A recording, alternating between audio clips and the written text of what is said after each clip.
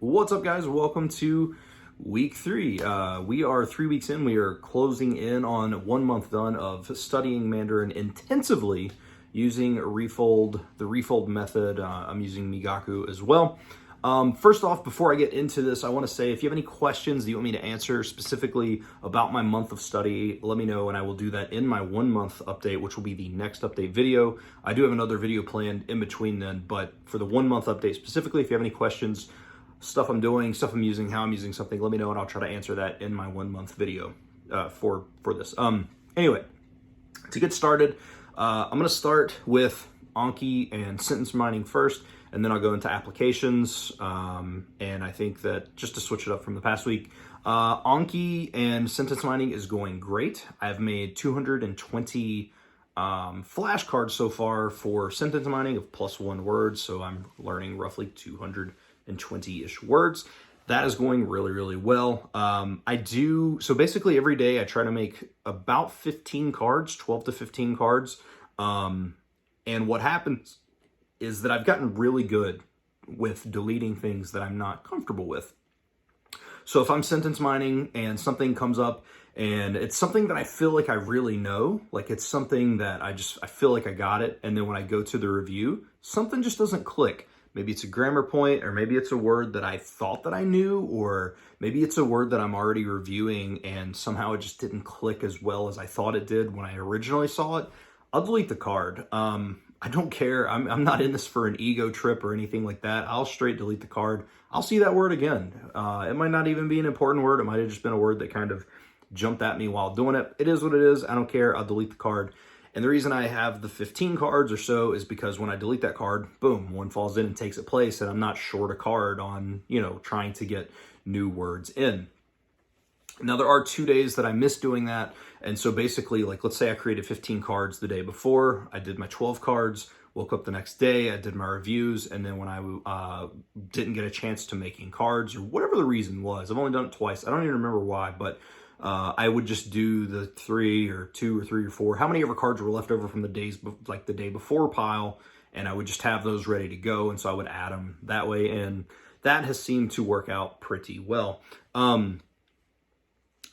I am really loving this system. I wish I would have done this before, and maybe I just got into my head before when I was going through Japanese. Maybe I just got a little bit too into my own head about things, but this system is working so good. When I see words and things going on that I've mined, I generally know what they are. Not all the time, because again, you're learning, but like for the most part, when I see them, especially if I slow the sentence down and I'm reading it or whatever, I generally can pick it up and understand it. And so it's really solidifying vocabulary, and that feels awesome. That's something that I've struggled with for a long, long time, but it is what it is. And I know that just continuing to work through it seems to work really, really well. And I found that doing this for 3 hours a day, I've still maintained that. I had 21 hours again last week, has seemed to work. And there are days that I probably could have gone longer, to be completely honest. But in these first initial stages, just knowing how I've been in the past, I wanted to take it slow and just say, just set this goal,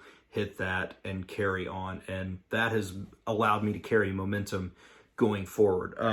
And so that the amount of time is fine. As far as reviews go, I've not had a ton of reviews. About the highest amount of reviews I had was 51 one day. And again, I'm incredibly blessed with the job that I have. And so from where I'm not like tethered to a desk, 9 or 10 hours a day, I can take a second and, do some reviews or whatever the case may be, a little bit more leisurely time than what I had in the past. And so that's helped a lot. One thing that I have noticed, and I think Lamont from Days of French and Swedish made a video on this, but like he had talked about how supposedly like the first 4 hour, I don't even think supposedly, I think this is just known, but like the first like 3 or 4 hours that you're awake, your brain is generally much more just like better at processing information. So I've actually switched my reviews, because I used to do my reviews later. Sometimes I would do them earlier, but a lot of times I would do them later. So I've switched my reviews to doing them earlier in the morning, and that has made things click so much more. My retention rate has actually went up on the young cards. I haven't reviewed any matured cards yet, just because I've not been studying long enough, but my retention on young cards,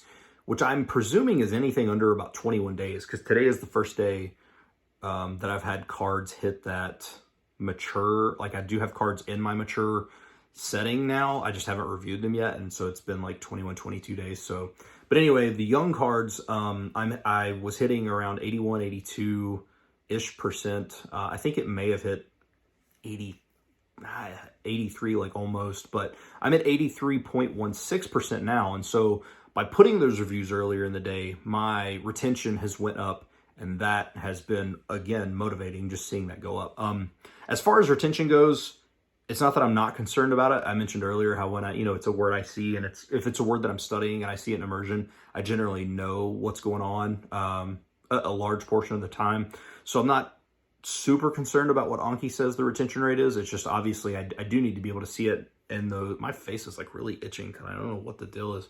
But Anki, whatever Anki says, like, it's cool. I do want to know those in there, but the main thing is to know it within the material that I'm watching. But just to give you guys kind of a just a little peek inside as to where I'm at, or I think that I may be. That is roughly where I'm hitting at, about an 83. And I don't think that's too bad, honestly, for like younger cards, because you're going to forget some stuff, like, and especially as the language is still kind of new to you, which Chinese isn't necessarily new to me, but in an intensive setting, it is. And so until I start getting more of a grasp on that, then it might be a little bit harder, I guess. But anyway, I think that it's fine. I'm perfectly fine with where I'm at. And I think with 12 card, and the way that I think about it is, even if you're hitting an 80% retention rate, if you're studying 1,000 cards, that's 800 words that you know. If you're studying 10,000 cards, that's 8,000 words that you know. And it's hard to go against. I mean, that's pretty awesome. It would, so I'm perfectly fine with that. But anyway, so that is about it from that. I am, continuing to make sentences, yada, yada, everything like that. I'm going to keep going forward with that. I'm not going to go higher than 12 cards. And honestly, to be fair, as things go on, I may dip down to 10. We'll see. But right now I'm comfortable, and that's where I want to stay. And it doesn't take too long to get through the reviews. And I don't know, right now the system's working, so I'm going to keep going. I finished Meteor Garden. I don't know if I mentioned that or not. This is actually the third time I've recorded this because I've had issues each time. But I did finish Meteor Garden. Fantastic show. I'm watching Accidentally in Love, which I have watched 15 episodes of the 30 already. I'm burning through Chinese TV shows. They're so good. They're so different. I love them. I love them so much. But that's pretty much what I'm watching. Just some stuff like that, and some random stuff on YouTube. Not anything specifically that I would say, because I'm still trying to get into Chinese YouTube. It's just hard to find stuff. I don't know if that's because China banned YouTube or not, but regardless, it's a little bit harder to find. Now, as far as apps and study goes, I am using HelloChinese and Yoyo Chinese. Those are the two main ones that I use, and I did this week add in Do Chinese towards the end of week 3 for reading practice. And so HelloChinese, I think, is fantastic. I like it more than Duolingo, and I like it more than Lingo Deer. And for one reason, I like that the sections are just HSK. It's not like Duolingo where it's like just checkpoint 1. Well, what does that mean? I don't know. Or even Lingo Deer where it's like, well, what does this checkpoint technically get me to? And it's like, I don't know. HelloChinese is literally the first checkpoint. You've learned the HSK1 material. Checkpoint 2, you've learned HSK2, 3, 4.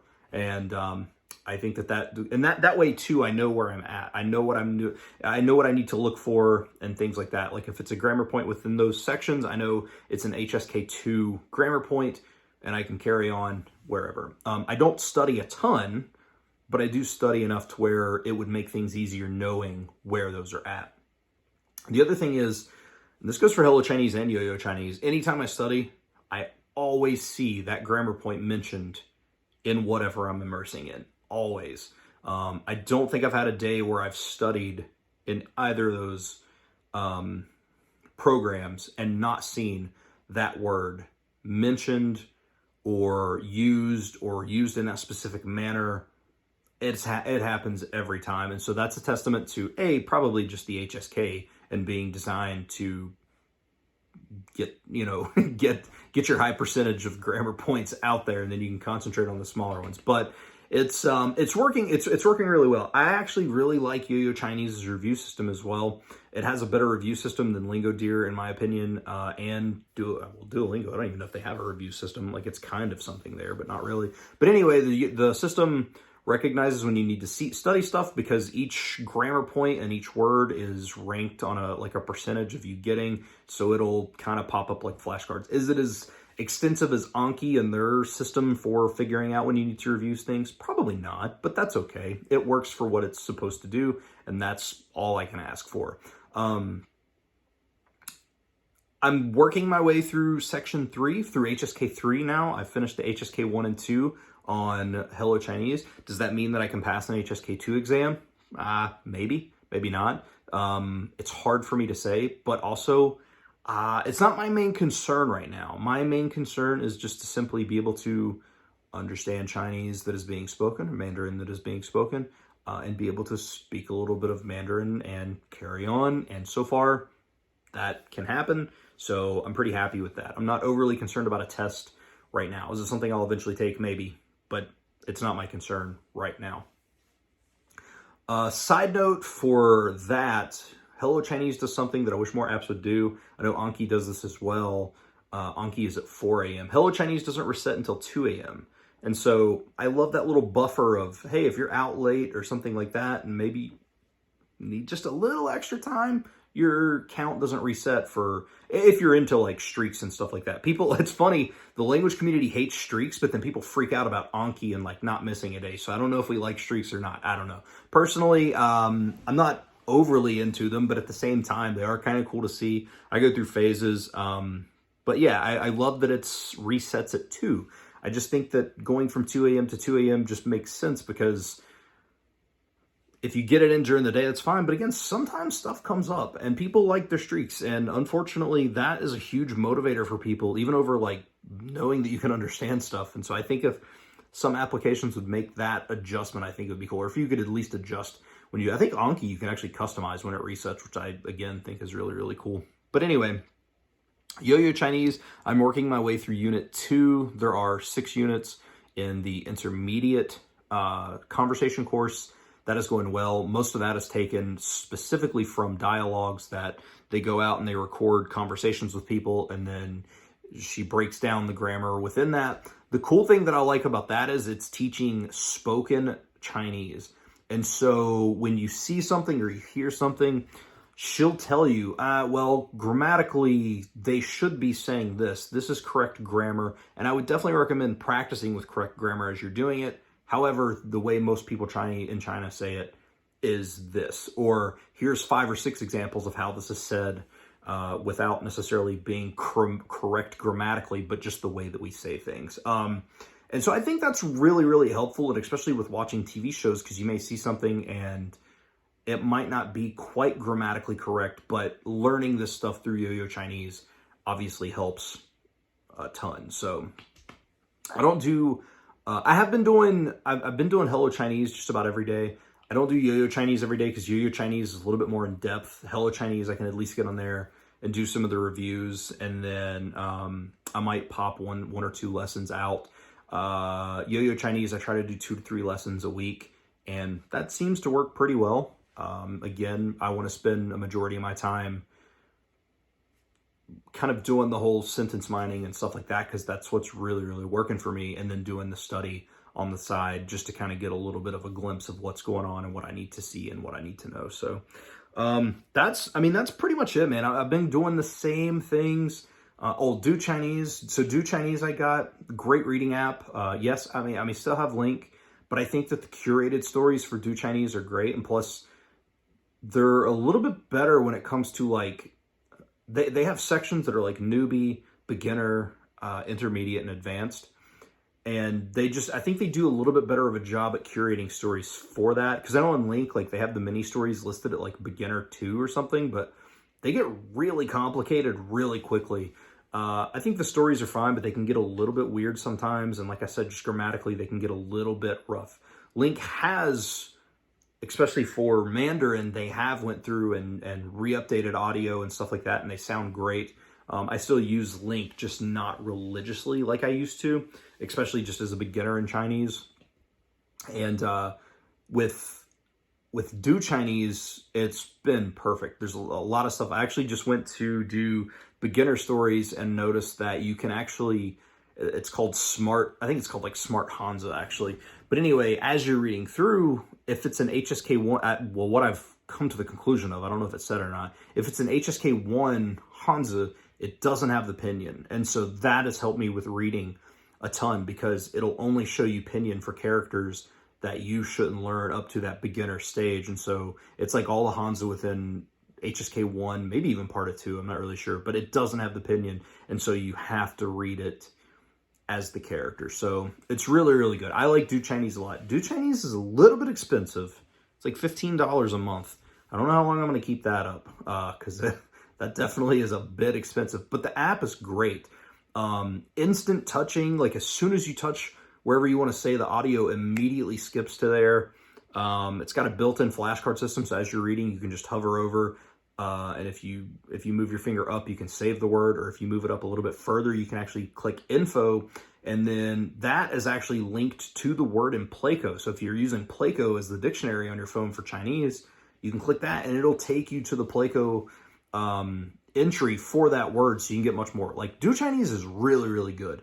The only thing is it's super expensive. I think I used to pay $9.99 a month for it.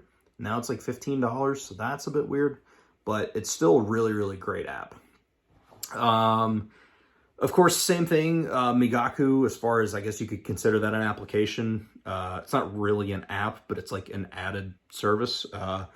That's good. Again, there are just the occasional issues with parsing being a little bit odd, but that just kind of comes with the territory of Asian languages, apparently. So, but it's never enough to bother me. Like, if something is parsed awkwardly, like, for example, like the Tai Le construction. So, like, if you're saying, like, I don't know, Tai Gui, too expensive. Sometimes Tai and Gui will be parsed together as Tai Gui, and it'll be like, no entry found.